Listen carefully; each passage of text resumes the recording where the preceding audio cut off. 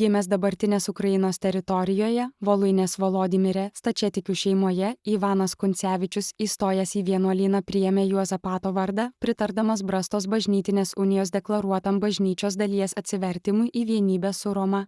Šiai vienybei skyrė savo gyvenimą.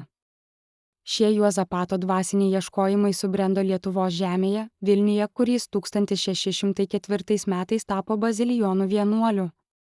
Kartu su būsimu Kijevo metropolitu Josifu Veljaminu Rutskiu 1617 metais įkūrė Švento Bazilijaus didžiojo ordiną, vienintelį ordiną įkurtą Lietuvoje.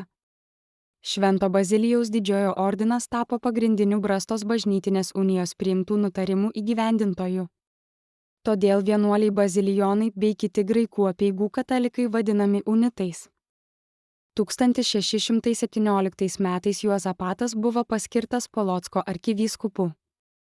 Aktyviai gynė ir tvirtino bendruomenės, kurios buvusios stačiatikiškos, atkūrė vienybę su Roma.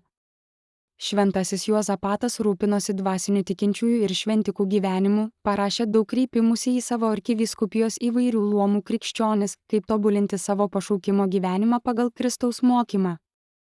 Būsimas šventasis aiškiai suprato, kokia svarbi bažnyčios vienybė ir visuotinumas.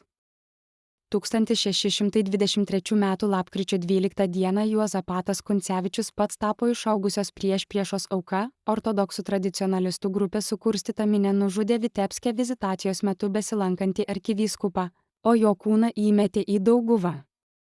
Legendos pasakoja apie stebuklingą Dievo pagalbą surasti kūną bei tai, kad šis ilgai išliko nesugedęs, tikintieji tai priėmė kaip asmens šventumo paliudijimą. Praėjus vos 20 metų Juozapatas buvo paskelbtas palaimintuoju, o 1867 metais popiežius Pijus IX jį paskelbė šventuoju.